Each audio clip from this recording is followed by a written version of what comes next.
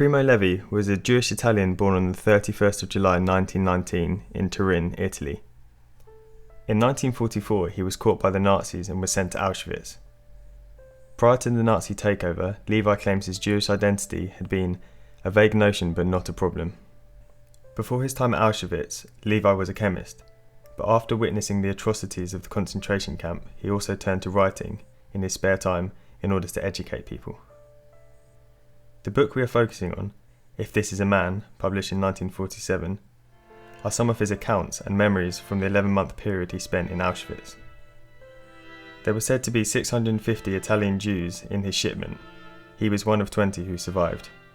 As Marina Siccioni states in Bridges of Knowledge, Levi's writings on the Holocaust have become symbols of the struggles of reason against anti-Semitic and racist ideologies, now and in the future.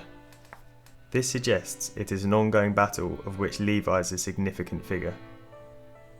In this presentation we will focus on the style of Levi's writing, as well as the role of humanity in his books, and also different interpretations and reviews from different people. Primo Levi is credited for many aspects of his writing. What is perhaps most significant and noted is the style in which he writes. Levi speaks with an authority and authenticity. He gives a calm and dispassionate account of the horrors that surrounded him. He does not attempt to crowd the text with adjectives or emotions.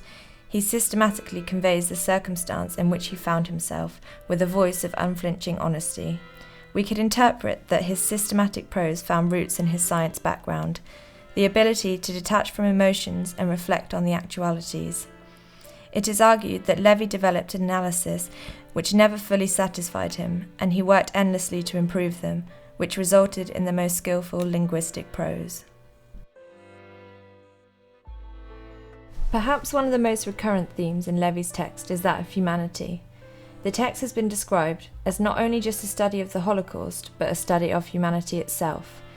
He describes the ritual humiliation and torture of the prisoners and demonstrates the easy degradation of humanity. Nothing belongs to us anymore. They have taken away our clothes, our shoes, even our hair. If we speak, they will not listen to us, and if they listen, they will not understand. They will even take away our name, and if we want to keep it, we will have to find ourselves the strength to do so, to manage somehow so that behind the name something of us as we were, still remains. The prisoners become animalistic, Levi comparing their appearance to worms and using the term beasts. Aniken Grieve writes an interesting paper titled Primo Levi's Conception of the Human, which examines a particular passage in chapter 9 of the text, the drowned and the saved. Their life is short, but their number is endless. They, the Musulmaner, the drowned, from the backbone of the camp, an anonymous mass, continually renewed and always identical, of non-men who march and labour in silence, the divine spark dead within them, already too empty to really suffer. One hesitates to call them living, one hesitates to call their death death, in the face of which they have no fear, as they are too tired to understand. Grieve argues that Levi goes a long way in the direction of accepting the Nazis' description of them as non-human, not as a reason for treating them as they were treated, but as an effect of the way they were treated. Grieve explains how the passage being considered shows an impressive awareness of the standard philosophical criteria for regarding others as human beings. She states, in effect, what we have here is a short catalogue of the various criteria that different philosophers and philosophies have identified as what marks us out as human beings, and upon which our being human are dependent. Rationality, capacity for thought and understanding, affinity with divinity, capacity for goodness, consciousness of death. The prisoners start out being judged subhuman by the standards of the perpetrators. They end up being subhuman by widespread philosophical standards.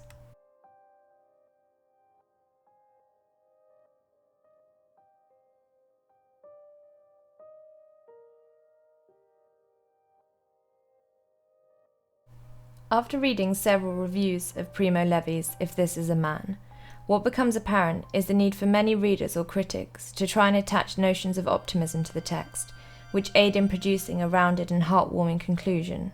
For example, it is a story of the triumph of the human spirit, and the survival of joy amid despair. Or, it is, ultimately, about moral as well as physical endurance, about hope, and about the survival of man's unquenchable human spirit. Now let us refer to chapter 7 of the book, titled A Good Day. Today is a good day. We look around like blind people who have recovered their sight, and we look at each other. We have never seen each other in sunlight. Someone smiles. If only it were not for the hunger. Perhaps on the surface this may seem a point at which the reader is given a momentary relief, a feeling of hope produced from the sun. However, what gives way is Levi's poignant analysis of unhappiness. He states, "There is an ever insufficient knowledge of the complex nature of the state of unhappiness, so that the single name of the major cause is given to all its causes, which are composite and set out in an order of urgency. And if the most immediate cause of stress comes to an end, you are grievously amazed to see that another one lies behind, and in reality a whole series of others." The chapter may be titled A Good Day, however it leads to a particularly morose analogy of Levi's understanding of unhappiness.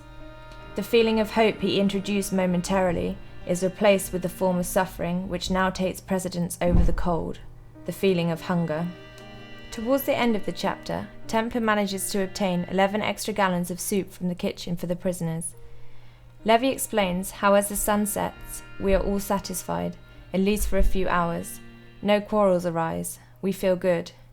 He concludes the chapter with, "For a few hours we can be unhappy, in the manner of free men." The last sentence is paramount.